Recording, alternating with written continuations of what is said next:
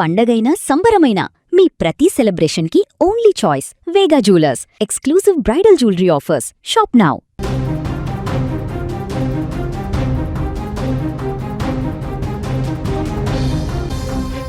తెలంగాణలో అవినీతి తిమింగలాలపైన అవినీతి నిరోధక శాఖ మరోసారి పంజా విసిరింది.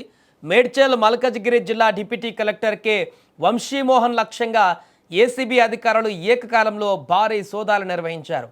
ఆయనపై ఆదాయానికి మించిన ఆస్తుల కేసు నమోదు చేసిన అధికారులు వంశీమోహన్తో పాటు ఆయన బంధువులు సన్నిహితులకు చెందిన మొత్తం 8 ప్రాంతాలలో ముమ్మర తనిఖీలు చేపట్టారు. గతంలో శేరిలింగంపల్లితో పాటు పలు కీలక ప్రాంతాలలో ఆర్డీఓగా పనిచేసిన వంశీమోహన్ తన అధికారిక హోదాను అడ్డం పెట్టుకుని పెద్ద ఎత్తున ప్రభుత్వ భూములను కాజేసినట్లుగా తీవ్ర ఆరోపణలు ఎదుర్కొన్నారు. ఈ క్రమంలోనే ఏసీబీ నిఘా పెట్టగా షాకింగ్ నిజాలు వెలుగు చూశాయి. వంశీమోహన్ అబ్దుల్లాపూర్ మెట్ పిగ్లీపురం పరిధిలో సుమారు 8 ఎకరాల ప్రభుత్వ భూమిని అక్రమంగా కాజేసినట్లు ఏసీబీ ప్రాథమిక విచారణలో తేలింది. సదరు భూమిని తన మామ పేరు మీద రిజిస్ట్రేషన్ చేయించి ఆ తర్వాత దాన్ని ఓ ప్రముఖ రియాల్టర్కు ధారాదత్తం చేసినట్టుగా అధికారులు గుర్తించారు.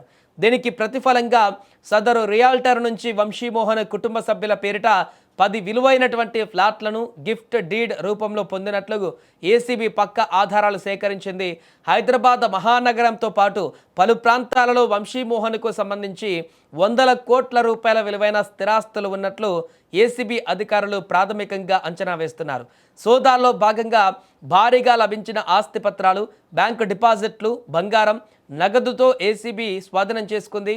ఇక ప్రభుత్వ భూములను ప్రైవేటు వ్యక్తులకు కట్టబెడుతూ అందుకు ప్రతిఫలంగా కోట్లాది రూపాయల లంచాలు, ఫ్లాట్లను వెనకేసుకున్నారనే ఆరోపణలపైన లోతుగా దర్యాప్తు చేస్తున్నారు. ప్రస్తుతం ఈ సోదాల పర్వం రెవెన్యూ వర్గాలలో తీవ్ర కలకలం రేపింది. ప్రభుత్వ భూములను కాపాడవలసిన బాధ్యత గల డిప్యూటీ కలెక్టర్ స్థాయి అధికారే ఇలా అక్రమాలకు తెరలేపడం పైన ఏసీబీ కఠిన చర్యలకు సిద్ధమవుతుంది. పూర్తి స్థాయి విచారణ అనంతరం ఆస్తుల విలువ మరింత పెరిగే అవకాశం ఉందని కూడా అధికారులు పేర్కొంటున్నారు.